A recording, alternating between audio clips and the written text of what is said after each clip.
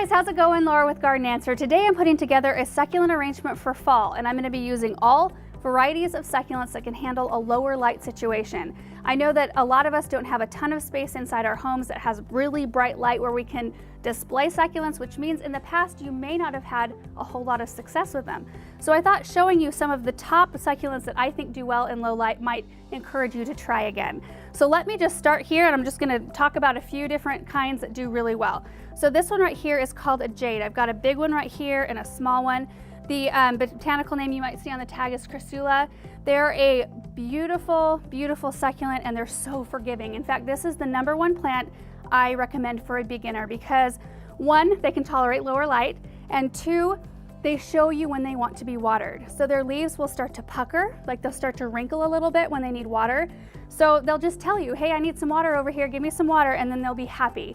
That way it kind of gets you into the groove of how often succulents like to be watered, and they tell you. The next one is called a gasteria, and this variety is called Flow. Beautiful rosette shaped. It almost looks kind of aloe, like an aloe and agave cross. They just bring a beautiful, bold, weighty texture to an arrangement, and they can tolerate low light, which is awesome. And then we've got right here String of Pearls, which I have used several times in low light situations. They don't grow quite as quickly as they would in a higher light situation, but they do just fine. And then on the other side of the table, we've got some Kalanchoe. You might pronounce it Kalanchoe. In our region, we pronounce it Kalanchoe, so that's what I'm going with. There is one variety of Kalanchoe that does particularly well in low light, and it's called just the panda plant. You've probably seen it before. It's got kind of fuzzy blue leaves. We'll put a picture up for you. Fuzzy blue leaves with the kind of chocolate brown markings around. It's just a beautiful plant. I'm going to be using this one though. This is called the Kalanchoe Copper Spoon. See that beautiful kind of coppery color on the top of its foliage there. I thought that this one would be beautiful for a fall arrangement. So this one, if you have it in a super low light situation, it probably won't color up quite as nicely on the top of the leaves, but they do just fine. Where I'm going to be putting this arrangement does get some indirect light, so it'll maintain its color. I have one other gasteria right here. This is Immaculata. See how it's got a little bit of a different shape. It kind of comes up in a fan, kind of more skinny, and it's a really great one to tuck into arrangements. And then 2 others that I really wanted to make sure to mention it, but I'm not going to be using them in this arrangement, are the aloe vera. Just because they're so forgiving, they can handle low light, and a lot of people like to have them around because of the soothing properties of the gel inside the leaves for skin irritations or burns. But they also bring a really beautiful upright texture to arrangements. I really like to use them. And the very last one is a Haworthia. There are so many beautiful Haworthias. My favorite is the zebra plant. They have very distinct white bands, white striping along all their leaves, and they've got a really pretty structure, kind of a solid, weighty structure. So all of these plants do really well in low light. The last one here, which I didn't mention, this is actually not a succulent. It's a Sansevieria, or mother-in-law tongue.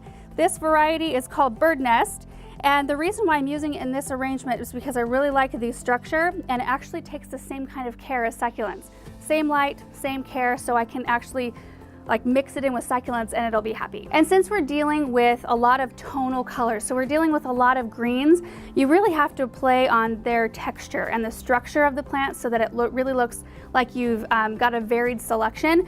But even better, you can make them seasonal, make a seasonal display out of it like I'm going to do today, and you can tuck in little bright pops of color, like using little artificial pumpkins.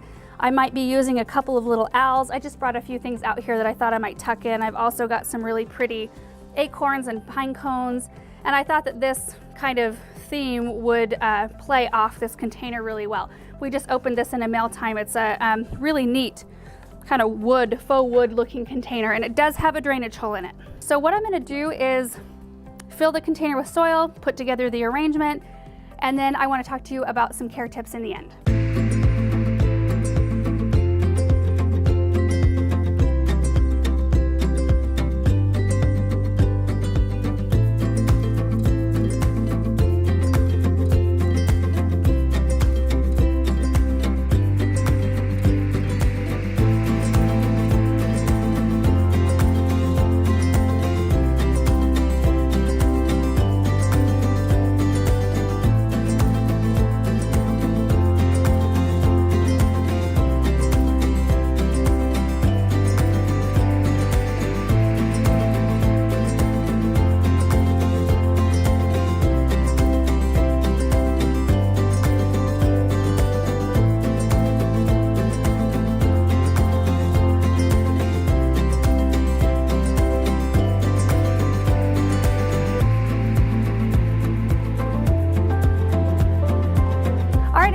put together, and I think it turned out really cute and festive. And I did have 2 owls, so you can see one right here facing toward you, and then there's also one facing toward me, because if I decide to put this on a round table, which I think I'm going to, I really wanted it to look cute from all directions. And then all of the little fall, like little accessories in here, I think made it kind of elevated and brought a little pop of color in. And then for soil top dress, instead of using rocks or bark or sand, I use little pine cones instead. So I kind of have those tucked all the way around the outside, just covering any excess soil to make the arrangement look finished.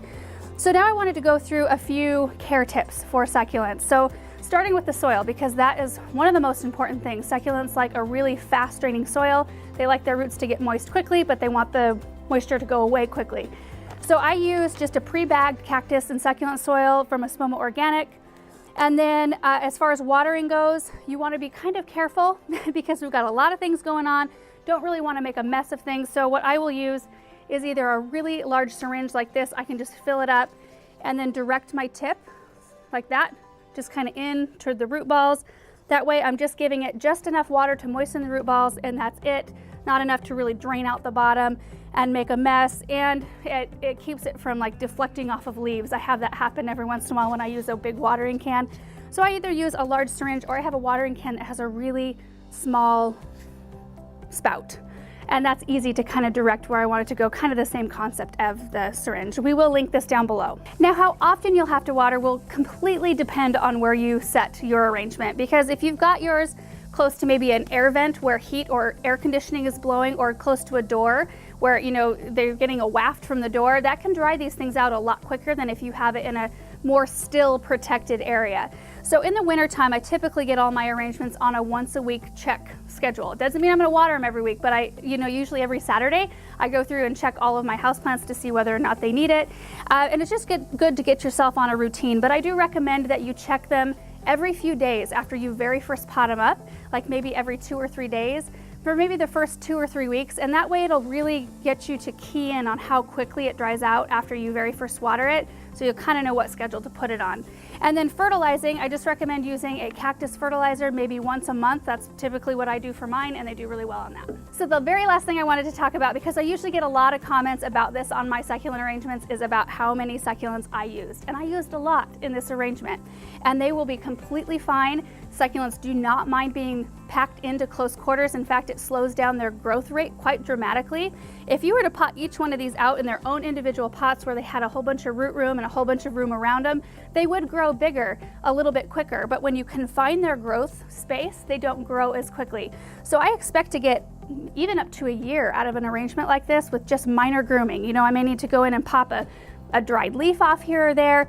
I may need to pop one succulent out, you know, in the course of a year, maybe like this jade, for example, if it put on some growth and it was kind of, you know, messing up the aesthetics of this arrangement, I could pop that one out, plant it somewhere else, and that's pretty much it. So about a year out of an arrangement like this without any major overhaul. So that's it, you guys. I really hope you enjoyed this video, learning about some more low light tolerant succulents so that you can have success with them in your own home. Thank you guys so much for watching, and we will see you in the next video. Bye.